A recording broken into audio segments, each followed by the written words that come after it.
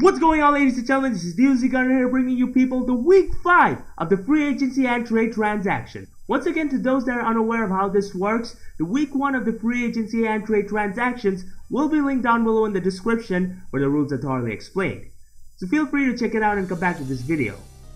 Now, with that out of the way, this week had only one free agency trade, which was made by none other than the coach of the Arizona Deoxys, Beaver guy, Gubstastic, who decided to exchange Cradilly for Poliwrath. And let me go on the record to say that it is a very interesting trade. You see, Poliwrath is actually a very interesting Pokemon and can actually do things that very few to no Pokemon can do. And that is hard countering Groudon. That's right, one of the most threatening wall breakers in all sorts of formats actually has a Pokemon that can switch into it, and its name is Poliwrath. Heck, even a +2 knockoff from an adamant live armed Groudon, 3 shots on no item physically defensive Poliwrath, and it can't even touch it with Aqua Jet because of water absorb.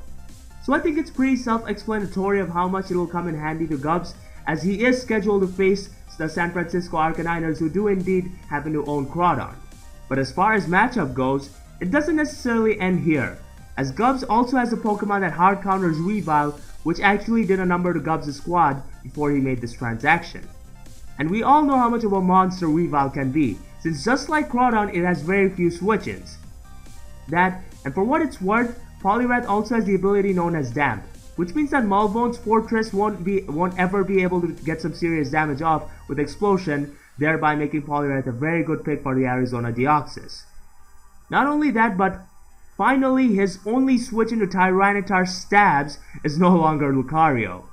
So I can understand why he made this transaction in the first place, as that is so that he would end up having a better matchup against the teams he's scheduled to face in the upcoming weeks, and that he felt as if Cradilly was the most expendable mon in his roster, hence of deciding to drop it. While Poliwrath is actually a pretty decent defensive Pokemon because of its typing, there is one huge flaw that can be found in it, and that is the fact that it does not necessarily have the most reliable sort of recovery.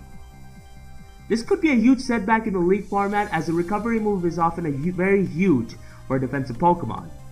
But it doesn't necessarily render it useless, as Poliwrath could run Restock sets if anything, and with access to Bulk Up to boost its attack and defense stat, it can actually be a defensive setup sweeper. It also has access to Circle Throw, which as a matter of fact, works perfectly well with Gubs' squad, because Circle Throw ensures that no Pokemon will be able to freely set up on Poliwrath, and as for Ghost types that are immune to it, they won't necessarily enjoy taking a payback to the face. Another reason as to why that move is so valuable for his team is the fact that he does have Pokemon to set up hazards, as Gliscor can set up rocks, Frostlass can set up spikes, and Tentacruel can set up toxic spikes. And when you have all these 3 hazards in the field and constantly go for Circle Throw, it's only a matter of time till all the opposing Pokemon get weakened to the point of no return. Poliwrath's capabilities don't end here either, as it can also play an offensive role, and that is as a late game cleaner, because of its ability known as Swift Swim. For what it's worth, Gubs could actually set up rain with his Tentacruel and basically pave the way for that Pokemon on steroids to wreck house. And while a base attack stat of 95 isn't necessarily the best, Stab, Rain boosted water type moves from Poliwrath can actually hit decently hard.